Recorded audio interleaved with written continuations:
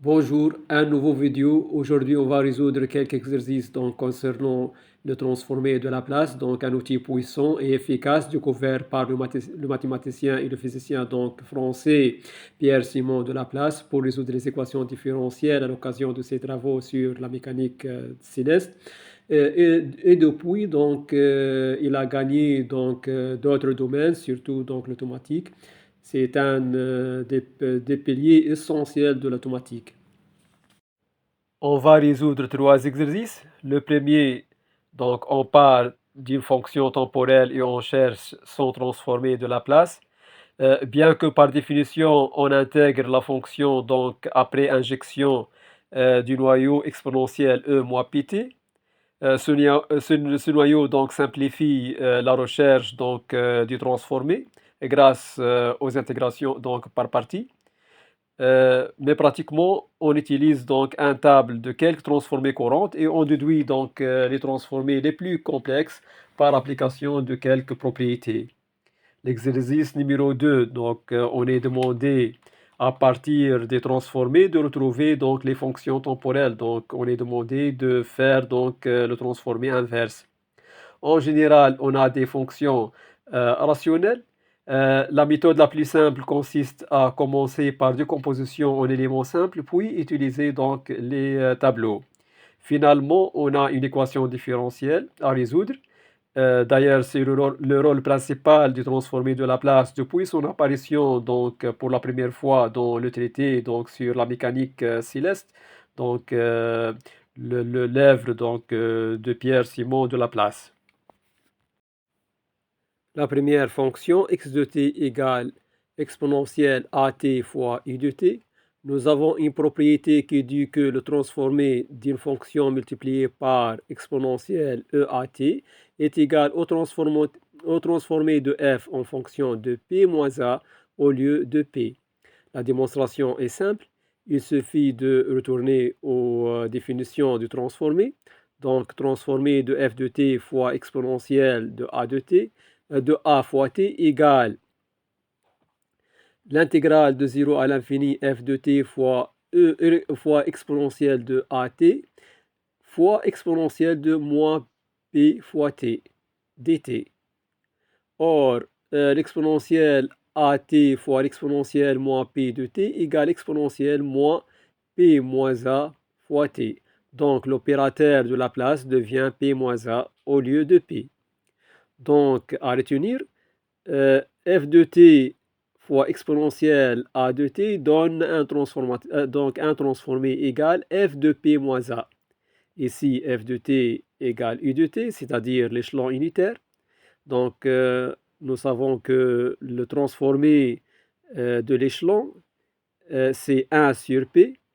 Après multiplication par exponentielle de a fois t, on obtient le transformé 1 sur p moins a. On prend une autre fonction, sinus de 3t, multiplié par exponentielle moins 4t. Donc, f de t égale sinus 3t, multiplié avec exponentielle a fois t, avec a égale moins 4. Donc, on aura transformé de sinus 3t en changeant p par p moins, p moins 4, donc égale p plus 4. Sinus de 3t, c'est sinus de oméga t avec oméga égale 3. On rappelle que son transformé, il est égal à oméga sur p au carré plus oméga carré.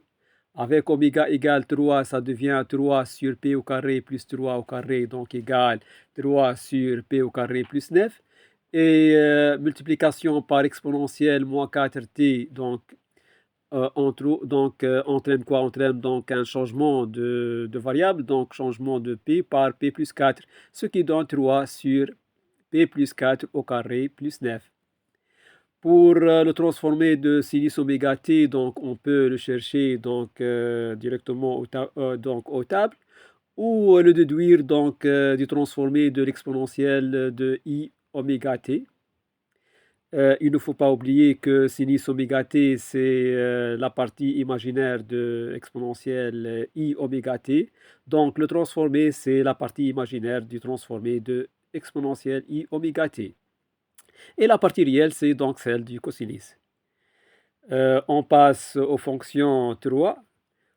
On a une combinaison donc linéaire de fonctions simples en s'appuyant donc sur la linéarité du transformé de Laplace.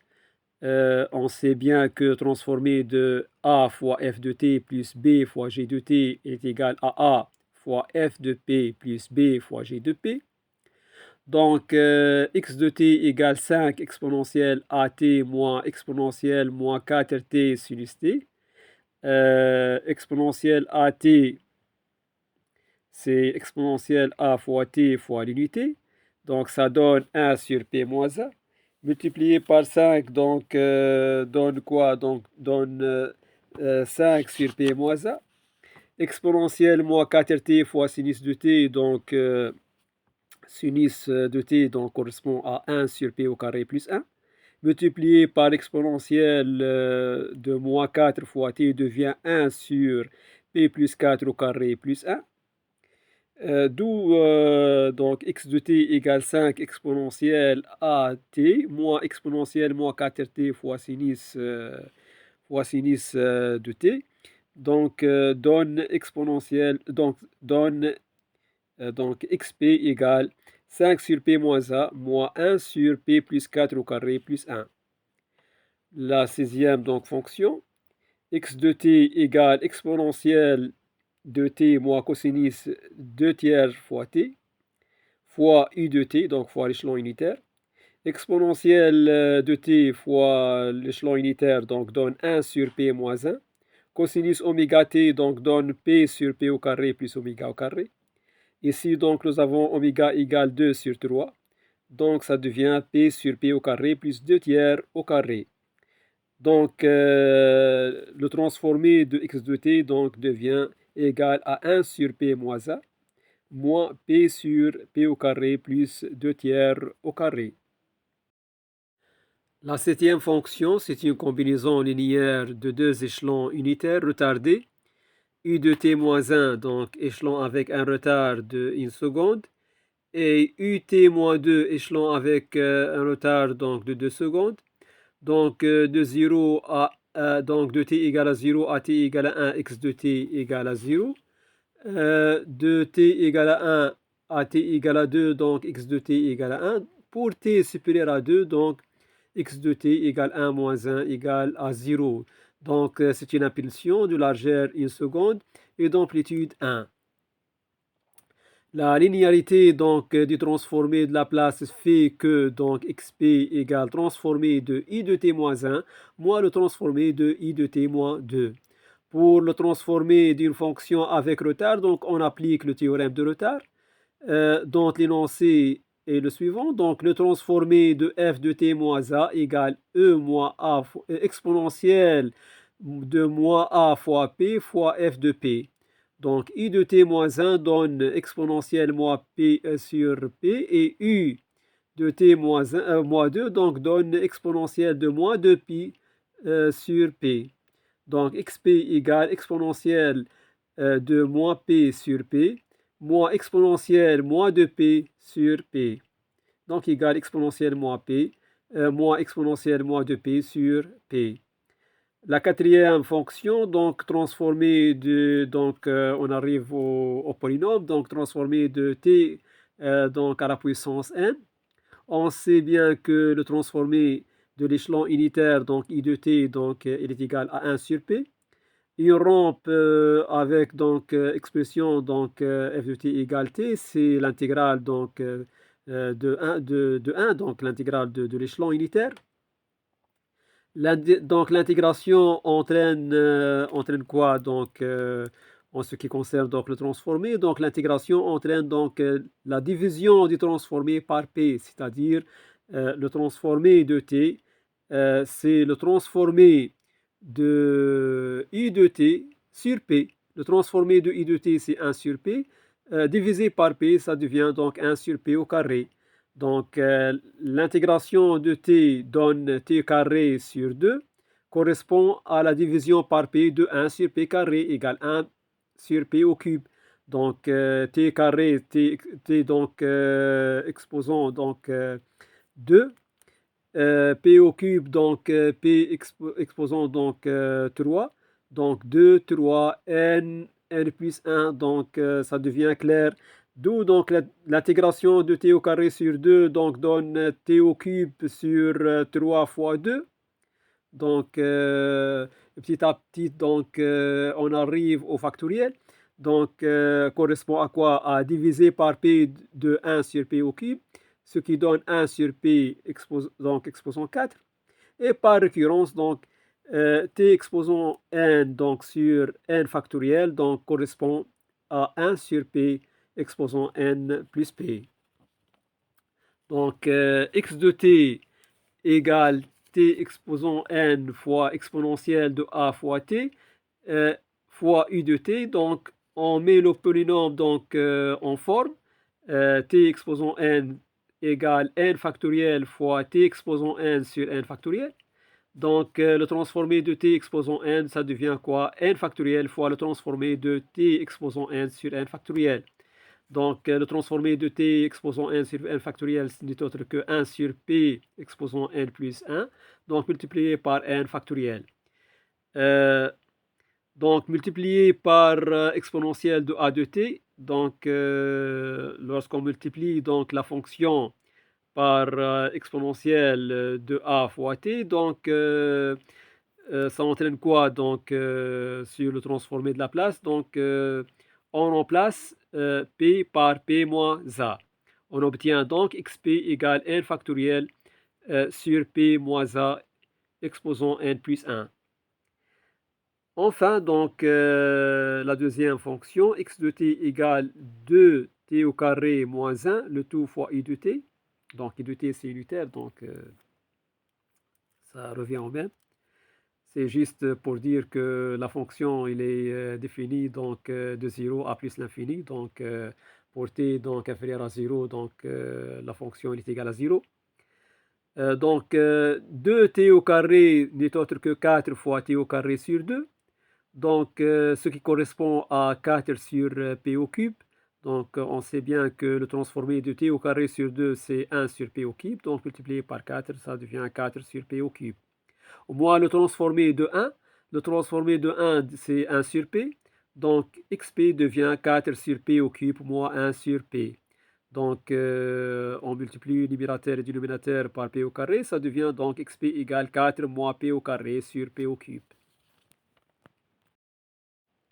Exercice numéro 2. On donne x de p et on demande le transformé inverse pour obtenir x de t. X de p est une fonction rationnelle, donc la méthode la plus simple consiste à la décomposer en éléments simples. Le dénominateur est mis sous forme de produit de polynômes simples, c'est-à-dire de degré 1 chacun. On prend la 16e donc, fonction, x de p égale 3 sur p plus 2 fois p plus 3. Donc le dénominateur est constitué d'un produit de p plus de deux donc, polynômes simples, donc p plus 2 et p plus 3. On peut donc mettre cette fonction sous forme de somme des éléments simples, a sur p plus 2 et b sur p plus 3. A et b, on peut les déterminer donc par identification ou tout simplement par la méthode suivante. Nous avons donc 3 sur p plus 2 fois p plus 3 égale a sur p plus 2 plus b sur p plus 3. Pour obtenir a, donc pour isoler a, donc on a besoin de se débarrasser de p plus 2, donc du dénominateur. Donc on doit multiplier par p plus 2. Ce qui en résulte donc lorsqu'on multiplie par donc p plus 2. Donc ce qui en résulte donc en plus, c'est b en plus de a, donc c'est b sur p plus 3 fois p plus 2. Donc il faut l'éliminer. Comment donc on va l'éliminer? Donc tout simplement, on prend p égale moins 2. P égale moins 2, donc P plus 2, ça devient 0, donc 0 fois B sur P plus 3, donc le terme donc, va s'annuler. Et par suite, donc, on trouve donc A isolé, donc voilà, donc A égale XP fois P plus 2 avec P égale moins 2. Donc, XP, X de P donc fois P plus 2 égale 3 sur P plus 3. Donc, on prend P égale moins 2, donc on obtient A égale 3 sur moins 2 plus 3 égale 3. Même démarche pour B. Donc, on multiplie X de P fois P plus 3, donc on obtient 3 sur P plus 2. Et on prend P égale moins 3, donc on trouve B égale moins 3. Donc X de P, on peut la mettre donc sous la forme 3 sur P plus 2, moins 3 sur P plus 3. Donc, ce qui donc correspond à deux fonctions donc exponentielles. On peut utiliser les tables pour les retrouver. Ou tout simplement, il suffit donc de se rappeler que l'exponentielle de a fois t donc, correspond au transformé. Donc, son transformé, c'est 1 sur p moins a. Donc, 1 sur p plus a, donc ça doit correspondre à exponentielle de moins a fois t. Donc, x de t, donc égale à quoi? Égale 3 fois exponentielle moins 2 fois t, moins 3 fois exponentielle moins 3 fois t. On peut donc mettre donc 3 en facteur, donc 3 fois exponentielle moins 2 de t, moins exponentielle moins 3 de t, donc fois u de t. Donc on multiplie par u de t pour dire que c'est égal à 0 pour t donc négatif tout simplement. La deuxième fonction, x de p égale 5p plus 10 sur p au carré moins 3p moins 4.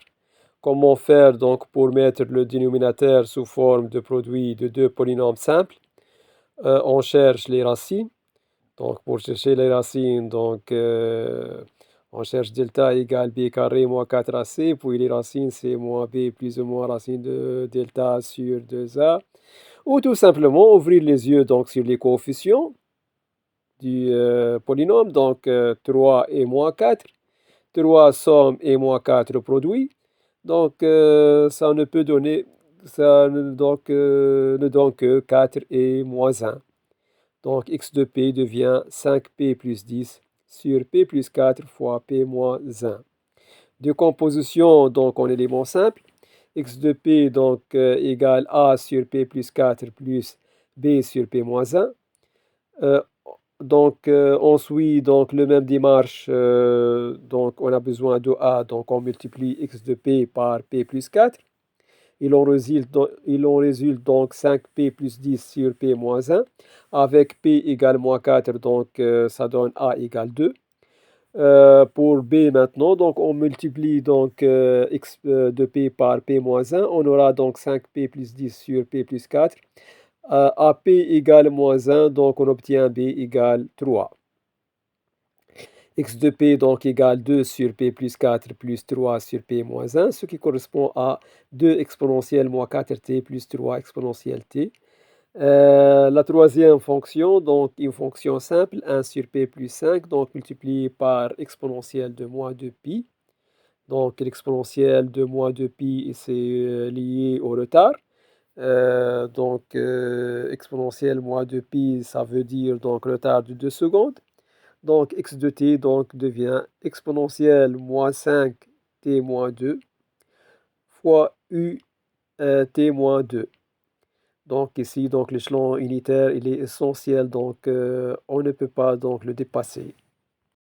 La quatrième fonction, x de p égale a sur p au carré moins a carré. P au carré moins a carré me rappelle donc le produit remarquable p moins a fois p plus a. Donc la décomposition en éléments simples, donc a sur p moins a fois p plus a égale c sur p moins a plus d sur p plus a. On multiplie x de p par p moins a, on obtient a sur p plus a. Donc Pour donc P égale à A, donc ça donne un demi, donc c'est la valeur de C. Euh, pour D, donc on multiplie donc x de P par P plus A, on obtient A sur P moins A, donc pour P égale moins A, ça donne D égale moins un demi.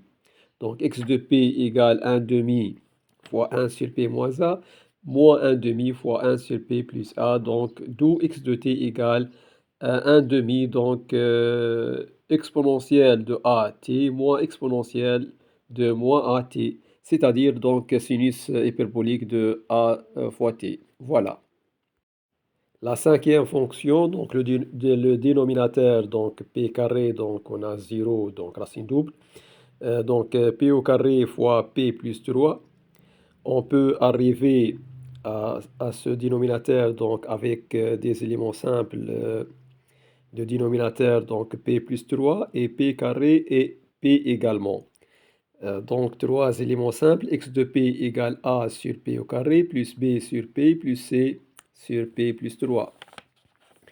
Donc a, il suffit de multiplier donc x de p par p au carré et mettre p à 0 pour avoir a. Donc p au carré fois x de p, ça donne 1 sur p plus 3. P égale à 0 donne donc a égale 1 tiers. B maintenant. Pour extraire B, on a besoin de A et, et P. Donc on a donc un produit B fois P. Donc on a besoin donc de se débarrasser de A et P donc dans le produit B fois P. Donc deux termes par un seul coup, donc il suffit de dériver. A c'est une constante, donc ça dérivé dans 0. Et B fois P, donc le dérivé de P fois P donc donne B. Et il en résulte en plus donc le dérivé de C fois P au carré sur P plus 3, qui sera donc P fois quelque chose. Donc il suffit donc de prendre P égale à 0 pour se débarrasser de tous les termes sauf B. Donc on multiplie x de p par p au carré, ça donne 1 sur p plus 3. Son dérivé, donc on dérive, donc on obtient moins 1 sur p plus 3 au carré. À p égale à 0, on obtient b égale moins 1 sur 9. Enfin c, on multiplie x de p par p plus 3. Donc ça donne 1 sur p carré avec p égale moins 3, donc c devient égal à 1 sur 9.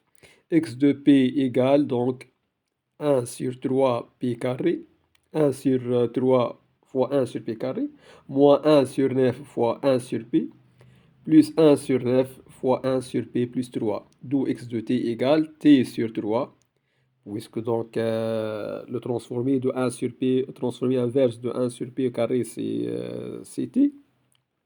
Transformé inverse de 1 sur p, c'est l'échelon unitaire, donc i de t, donc 1.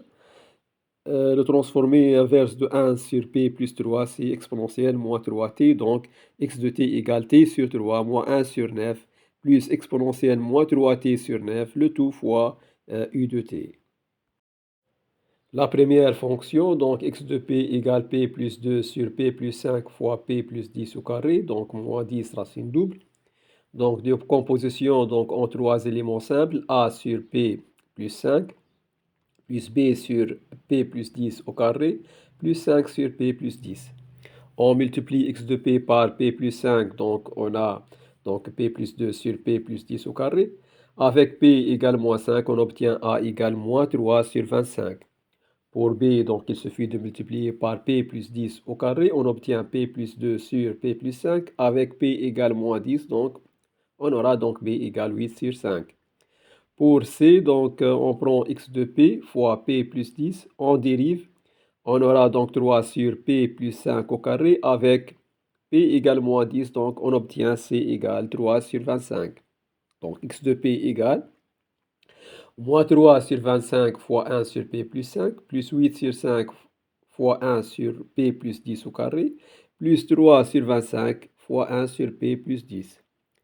Donc la transformation inverse donne donc x de t égale moins 3 sur 25 exponentielle moins 5 fois t, plus 8 sur 5 fois t fois exponentielle moins 10 fois t, plus 3 sur 25 donc fois exponentielle de moins 10t, le tout fois I de t. Voilà donc. Exercice 3, donc équation différentielle. D'ailleurs, c'est l'application essentielle de se transformer depuis son apparition, mais avec conditions initiales non nulles. On avait l'habitude donc de prendre donc les conditions dites de Hvisteed, donc y'0 égale y0 égale à 0. Cet exercice, donc, il exige que y' égale à 0 égale donc y' 0 égale y0 égale 1. Donc, on retourne aux propriétés fondamentales.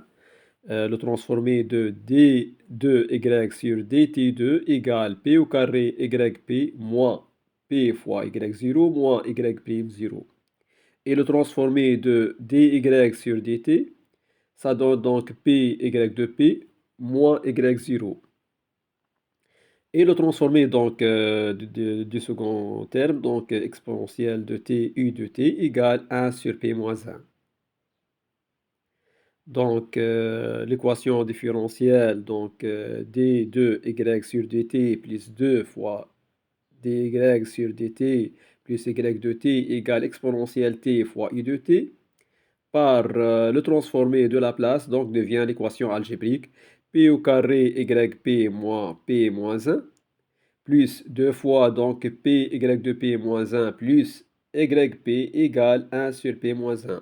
On réarrange donc l'équation pour avoir finalement donc y de p égale p au carré plus 2p plus 1. Ce n'est autre que donc y de p fois p plus 1 au carré égale 1 sur p moins 1 plus p plus 3. Ou bien y de p égale p plus 3 fois p moins 1 sur p moins 1 fois p plus 1 au carré. On fait la décomposition en trois éléments simples, donc a sur p moins 1 plus p sur b plus, sur p plus 1 au carré plus c sur p plus 1. Donc on suit la méthode étape par étape. On obtient finalement donc a égale 1 quart, b égale 3 demi et c égale 3 sur 4. Donc y de p égale donc 1 quart fois donc 1 sur 4 fois 1 sur p moins 1 plus 3 sur 2 fois 1 sur p plus 1 au carré plus 3 sur 4 fois 1 sur p plus 1. Donc y de t devient donc finalement, on obtient donc y de t égale exponentielle de t sur 4 plus 3t exponentielle de moins t sur 2 plus 3 exponentielle de moins t donc sur 4. Et on arrive donc à la fin de ce vidéo, donc n'oubliez pas donc de vous abonner, donc de réagir et à bientôt, à la prochaine donc.